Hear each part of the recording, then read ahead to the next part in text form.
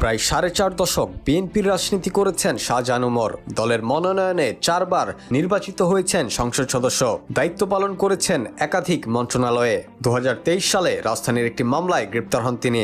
Jail থেকে বেরিয়ে ভোল পাল্টান শাহজাহান ওমর, দলবদল করে যোগ দেন আওয়ামী লীগে। দ্বাদশ জাতীয় নির্বাচনে এমপিও বানানো হয় তাকে। তবে 7 মাসের মাথায় ধসে গেছে মসনদ।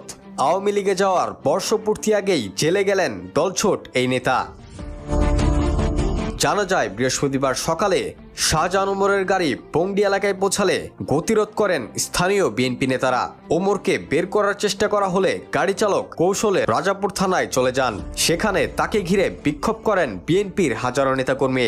উত্তেজিত পরিস্থিতি নিয়ন্ত্রণে ঘটনাস্থলে হাজির হন সেনা সদস্যরা। গ্রেপ্তার দেখিয়ে আদালতে নেওয়া হলে সেখানেও বিক্ষোভ করেন বিক্ষুব্ধরা। তাকে বহনকারী গাড়িতে জুতা ও ডিম নিক্ষেপ করা হয়। আদালত চত্বরে মিছিল করা হয় জুতার মালা নিয়ে।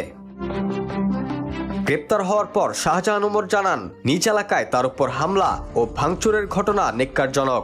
বাকওয়াস মামলায় তাকে আটক করা হয়েছে। তিনি বের হয়ে যাবেন এবং তিনি এদেশে আবারও এমপি হবেন, মন্ত্রী হবেন।